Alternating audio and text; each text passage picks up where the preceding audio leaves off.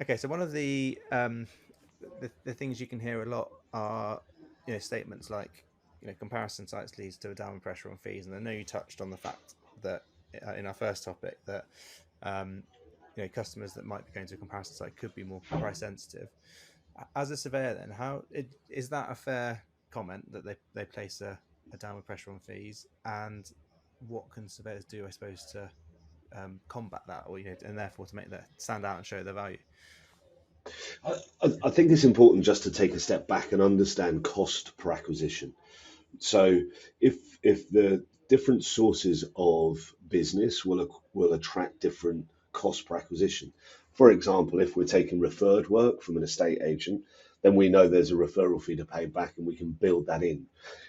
When we go direct to consumer through lead generation sites like PinLocal, exactly the same. Build that cost per acquisition in.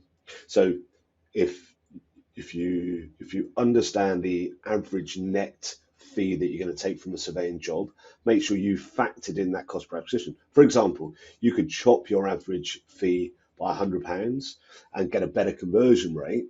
You could increase it by £100 and get a lower conversion rate. But just to understand that as a total picture, as opposed to being really sensitive around just price, because the two factors are important to building together so that you can understand the overall yield of the work that you're going to be taking in. So just to clarify on that, if what you can do to combat it is put your price up in terms of to the level you feel is fair. Yes, you might see a lower conversion rate, but overall your profit margin allowing for the slightly lower conversion rate, i.e. higher spend on leads, counteracts that. So you're still getting then a good fee on the jobs you're converting, and you're not having to. Um, Exactly that. Exactly that. If you know that an estate agent is going to demand £150 referral fee, and you know that buying leads from PinLocal is going to cost you £8 a lead, well then you can quickly work out how many leads you've got to convert to make it the same yield as you would get from a different source of business. So it's really important to understand the metrics, and I think we're going to go into this a bit later, but understand the volume of leads, what conversion rate am I expecting, therefore what's my cost per acquisition, and then that can play into what legal fee you can put there. Another really important factor, and where we see the best conversion and the best yields from our clients, is when that fee is always fluid. It's not set in stone. If it's relevant on the 15th of August, it might not be relevant on the 16th of August. And that's based on internal and external factors. What's the caseload look like? What's the market look like? What are your competitors pricing? What coverage do you have coming up? So it's making sure that that fee is always flexible. And on PinLocal's platform, you can edit your fee at any time of day whenever you need to. Actually, that's an interesting point. I suppose one of the features we've got that can support that is discount codes. So if you wanted to run if you book in the next 24 hours, this code is valid and it takes a, you know, a fixed amount off, percentage amount off, then great. If not, if you're not that time sensitive, then you end up paying the higher fee. So there's Yeah. ways you can encourage a temporary lower fee with what's the word? Expiry date, Um, yeah, a yeah, pressure on time. yeah, yeah, Um, yeah. how do you think firms can better explain their differences though? So let's say you've got 4 or 5 surveyors that appear in the results. As a consumer, obviously, you want to know what makes them different. And one thing, and I've said this on other podcasts or other episodes, is the USPs that you often see are I'm RSCS, I'm local, we're jargon-free reports, all that type of stuff. And actually, it's the same USP that every other surveyor is giving. So, what are the types of things that you see from surveyors where you think these are the types of USPs they could consider, or the better ways of explaining the value?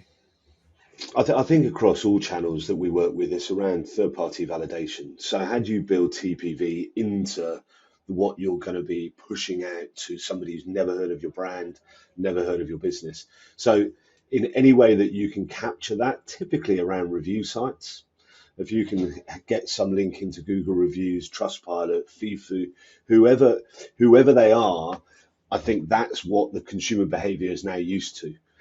I see a name. I've never heard of that name. Let me go and research that name to give me that third party validation. Because you're right, you're trying to distinguish yourselves from everybody's jargon free, everybody's Mm. local, everybody's immediately available. How do you then build in that third party validation piece that says, actually, no, my previous customers have said that, yeah, I was really quick. Yeah, the report was easy to read, and yeah, it was value for money. So if any way you can build in that third party validation, and it takes a bit of time, it's not an overnight thing, but it's worth every penny of time building up some form of external review validation piece. Yeah, yeah. I think it's important to know as well how you differ to your competitors. No one's going to be the same. The reviews is one great way of being able to display that difference in terms of quality of service. What people Exactly. perceive. I think one example I can think of, and it's potentially the wrong direct comparison because it's very much a product rather than a service. But if you go on Auto Trader and you look for a Ford Focus, you can find many Ford Focuses near you, and they're all going for different prices, and they will all sell eventually for different prices, because they've all got slightly different factors. Some have got heated seats and you know auto park, or I don't know, whatever it is, hill assist, all this type of stuff.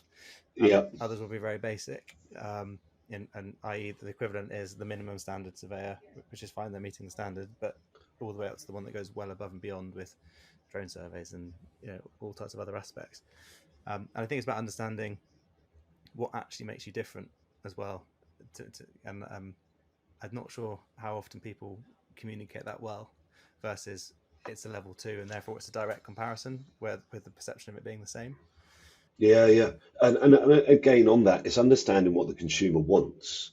So it's understanding that the consumer might want a digital experience. They might never want to talk to somebody, do it all over email, make a payment by PayPal, receive the report, go onto a portal and check when the estimated survey date is going to be, and that's fine.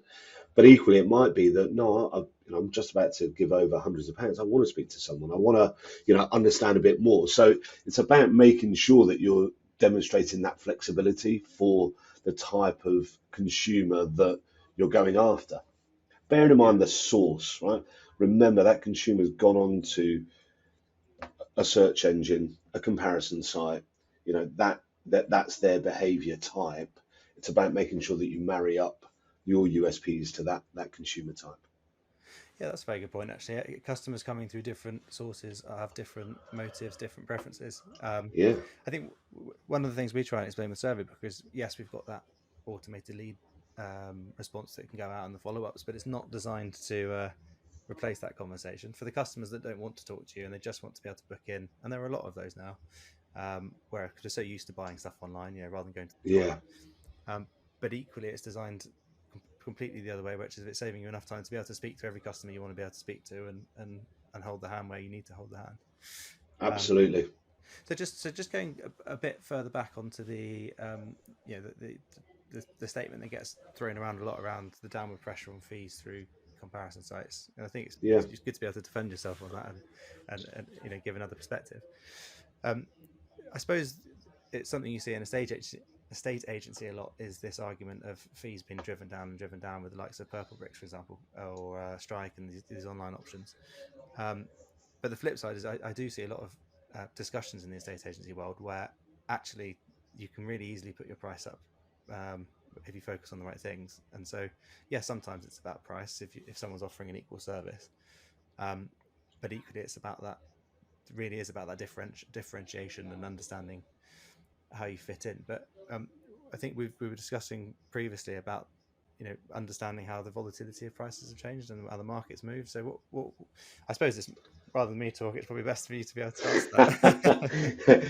you bang on that. Price is fluid. Price is always changing.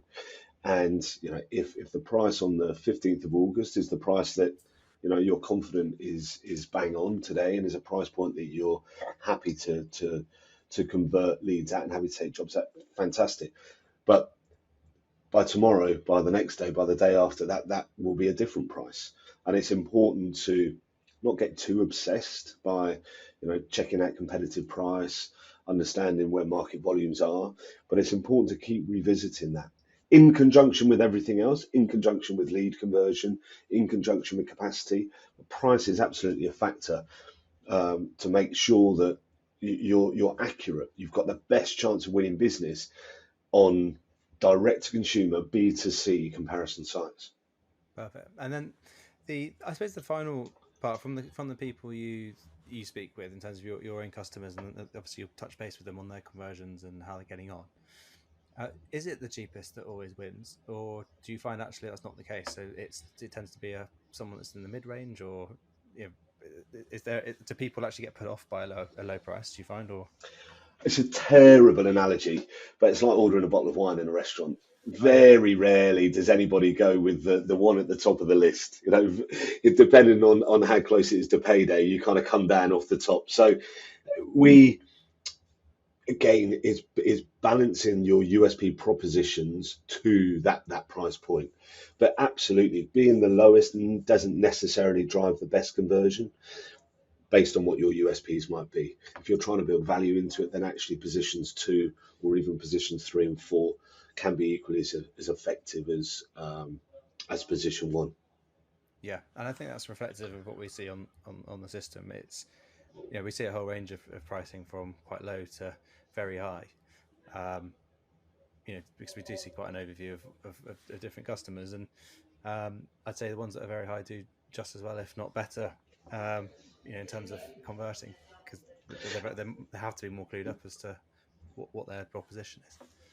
Absolutely, and it's something that we kind of hold ourselves to account for as well, because we want to make sure that the partners that we display through our comparison site technology are fully price transparent. So having somebody with a £99, level 3 survey is going to do us no good as a trusted source, and is equally going to pretty much annoy every other single partner that we would have on there by displaying spurious price. So we want to be agnostic, absolutely, but we also need to be the guardian of sensible pricing. So we keep a strong eye out for any indication that that's not happening.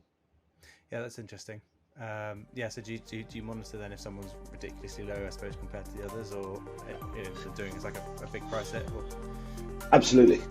We, like I said, we're agnostic. So you put a price in. We don't set your pricing. You put your pricing in. However, we want to make sure that we are the best that we can be in terms of offering transparent comparison pricing. So yeah, we'll closely monitor any spurious pricing that comes up.